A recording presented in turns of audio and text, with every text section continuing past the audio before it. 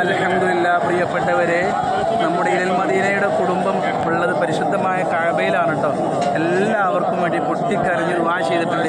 ഈ കണ്ടുകൊണ്ടിരിക്കുന്നതാണ് ഈ സൈഡിലുള്ളതാണ് ഹജറുൽ അസ്വദ്. സ്വർഗത്തിൽ നിന്ന് കൊണ്ടുവന്ന കല്ലാണ്. അള്ളാഹു അത് തൊടാനും മുത്താനും ബറക്കത്തെടുക്കാനുമുള്ള ഭാഗ്യം അള്ളാഹു നൽകട്ടെ. എൻ്റെ പ്രിയപ്പെട്ട ഇൽ മദീന കുടുംബത്തിലുള്ള എൻ്റെ പ്രിയപ്പെട്ട ഉമ്മമാർ, സഹോദരിമാർ, ഞാൻ ഉംറയ്ക്ക് വരുന്ന സമയത്ത് ഉസ്താദേ നിങ്ങൾ എനിക്ക് വേണ്ടി ദുആ ചെയ്യണേ എന്ന് കരഞ്ഞുകൊണ്ട് പ്രാർത്ഥിക്കാൻ പറഞ്ഞവരുണ്ട് റബ്ബേ. എൻ്റെ പ്രിയപ്പെട്ട ഇൽ മദീന കുടുംബത്തിലുള്ള എൻ്റെ എല്ലാ പ്രിയപ്പെട്ട ഉമ്മമാർക്കും റബ്ബേ, ഇതാണ് കഅബയുടെ വാതിൽ, ഇവിടെ വരാനുള്ള ഭാഗ്യം നൽകണേ അല്ലാഹ്.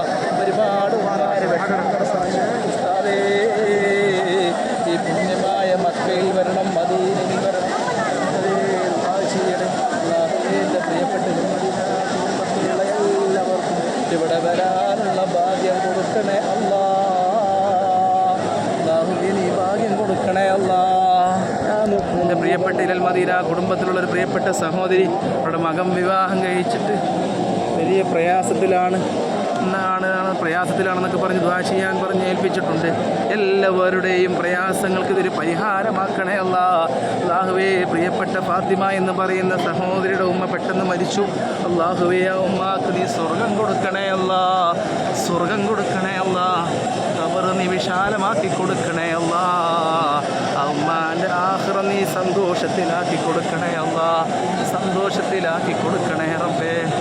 ആഹുവേ, ഞങ്ങളുടെ എല്ലാവരുടെയും ദോഷങ്ങൾ നീ പൊറുക്കണേ അല്ലാ. ഞങ്ങളുടെ ദോഷങ്ങളെല്ലാവരുടെയും ദോഷങ്ങളും പാപങ്ങളുമെല്ലാം പൊറുക്കണേ അല്ലാ. കബൂലാക്കണേ അല്ലാ,